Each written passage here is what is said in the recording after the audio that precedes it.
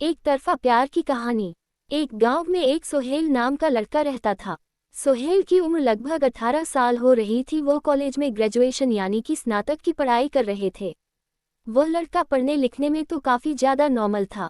मतलब कि पढ़ाई लिखाई के मामले में वह लड़का ना तो ज़्यादा तेज था और ना ही ज़्यादा खराब था। उसका रोल नंबर मतों की सोहेल का रोल नंबर अपनी कक्षा में हमेशा 3 या 4 नंबर पर होती थी। सोहेल पढ़ाई लिखाई के साथ साथ प्यार मोहब्बत वाली चीज़ों पर भी काफ़ी ज़्यादा विश्वास करता था। सोहेल चाहता था कि वह अपनी पूरी जिंदगी में किसी न किसी लड़की से प्यार करके ही शादी करेगा। जयपुर शुरुआत में ग्रेजुएशन में पढ़ाई कर रहा था तो प्रथम सेमेस्टर में उसे किसी प्रकार की कोई प्यार करने की हिम्मत नहीं लगी थी, लेकिन जैसे ही वह दूसरे सेमेस्टर में जाते हैं उसे एक लड़की में काफ़ी ज़्यादा सुंदरता देखने लगती है। लेकिन वह लड़की क्लास में हमेशा प्रथम नंबर पर आती थी। इसका मतलब है कि वह लड़की जिसका नाम नेहा थी यहाँ हमेशा क्लास में प्रथम आती थी और पढ़ाई लिखाई करने में सोहेल से भी काफ़ी ज़्यादा आगे था। पहले तो सोहेल अपने कॉलेज पर भी दिन नहीं जाया करता था, लेकिन जब से वह उस लड़की मुझको की नेहा को देखा था तो वह कॉलेज पर प्रतिदिन जाने के लिए बेबस हो गया था। उसी लड़की से एक तरफा प्यार होने के कारण सोहेल कॉलेज प्रतिदिन और लगातार जाया करता था, जिससे कि उसकी पढ़ाई अच्छी होने लगी थी। अब उसे और भी अच्छी तरह से समझ आने लगा था, क्योंकि अपने प्यार के सामने बेइज्जती होने के डर से वह सभी डांस और सभी लिखने वाली चीज़ें सबसे पहले ही कर लिया करते थे। नेहा जिस तरह सेमेस्टर में फर्स्ट आते थे ठीक उसी तरह सोहेल भी सोच रहा था कि अगर मैं भी पढ़ने लिखने में काफ़ी तेज तर्रार बन जाऊंगा तो हो सकता है नेहा मुझे पसंद करने लगेगी। लेकिन ये बात तो अलग है, सोहेल तो पहले से ही नेहा को मन ही मन पसंद करने लगा था। अब तो नेहा को ही बार बार देखने का मन करता था सोहेल को। आपको बता दें कि सोहेल हमेशा उसे टेबल में बैठा करता था जिसके सामने नेहा बैठा सकती है। अब धीरे धीरे दोनों में काफ़ी ज़्यादा बातचीत में होने लगी थी, क्योंकि प्रतिदिन कॉलेज जाने के कारण उसे रोजाना कॉलेज जाने वाले लड़कियों लड़के से काफ़ी ज़्यादा मिलजुल तथा पहचान हो गया था। नेहा भी थोड़ा बहुत उससे बात किया करते थे, लेकिन नेहा का इरादा प्यार करने का बिल्कुल भी नहीं था। लेकिन समझ में नहीं होना अपने मन में खेत ही बना रहा था कि वह नेहा से ही प्यार करता है और उसी से शादी करेगा।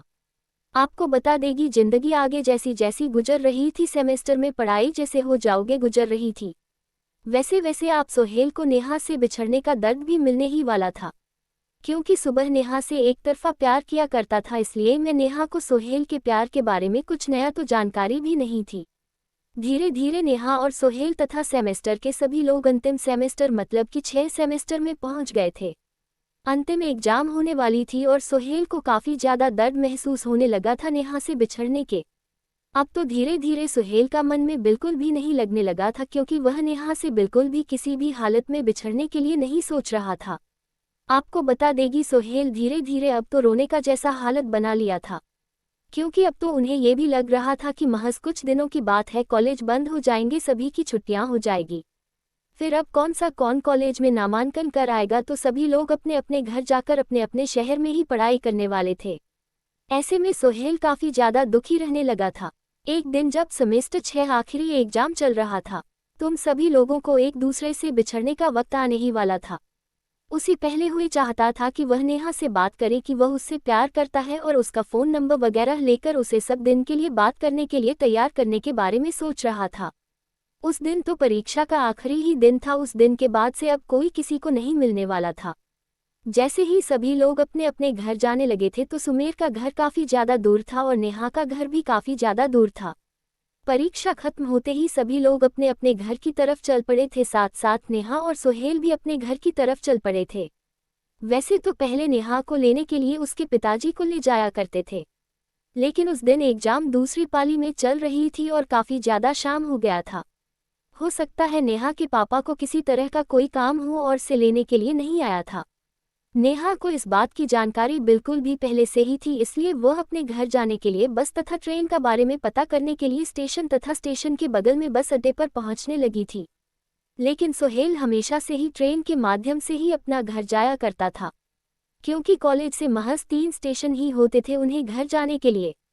क्योंकि सोहेल का घर और कॉलेज मात्र 15 किलोमीटर की दूरी पर ही थी, लेकिन हम बस तथा ऑटो में किराया ज़्यादा होने के कारण वह हमेशा ट्रेन से ही सफ़र किया करता था। हमेशा की तरह उस दिन भी सोहेल अपना घर जाने के लिए रेलवे स्टेशन में जाकर ट्रेन का इंतजार कर रहा था। ठीक वैसे ही उधर से नेहा गुजरती हुई आ रही थी। जैसे ही सोने की नज़र नेहा पर पड़ती है वह काफ़ी ज़्यादा विचलित हो जाता है और आश्चर्यचकित हो जाता है। सोहन सोचता है कि आज नेहा स्टेशन पर क्या कर रही है, हो सकता है नेहा भी अपना घर उसी ट्रेन से जाने वाली है जिस ट्रेन से मैं जाऊंगा। ऐसे में जैसे ही नेहा की नज़र सोहेल पर पड़ी वह तुरंत जाकर सोहेल से पूछती है कि मुझे भी घर पे ही ट्रेन से जाना है, चलो अच्छा हुआ तुम मिल गए हो, अब हम दोनों साथ में अपने घर के लिए चलेंगे। तभी सोहेल कहता है कि हाँ ठीक है, हम दोनों साथ में चलेंगे। उसके बाद नेहा पूछती है कि ट्रेन कितने बजे आएगी, तभी सुनील कहता है कि अभी ट्रेन की कोई जानकारी उपलब्ध तो नहीं है, हो सकता है कुछ टाइम लगेगा, उसके बाद ट्रेन आ जाएगी। फिर दोनों में आपस में बातचीत शुरू हो जाती है। दोनों काफ़ी घंटे तक, लगभग 1 घंटे तक बातचीत करते हैं। फिर उसके बाद दोनों हरियल आते ही उस पेड़ पर चढ़कर अपने घर की तरफ चल पड़ते हैं। दोनों एक साथ एक ही सीट पर बैठते हैं। दोनों में काफ़ी मेल होने के कारण दोनों आपस में अपने मोबाइल नंबर शेयर कर लिए थे ताकि बहुत समय किसी प्रकार की जानकारी शेयर करने के लिए उसे कठिनाइयों का सामना करना न पड़े। घर जाते ही उसके 1 दिन बाद दोनों आपस में बातचीत करने के लिए थे मोबाइल फ़ोन पर है। दोनों में काफ़ी है ना अच्छी मित्रता हो गई थी। कॉलेज के बाद दोनों अपने घर में बोर हो रहा था, दोनों 5 जीत करके अपना अपना मन बहलाया करता था।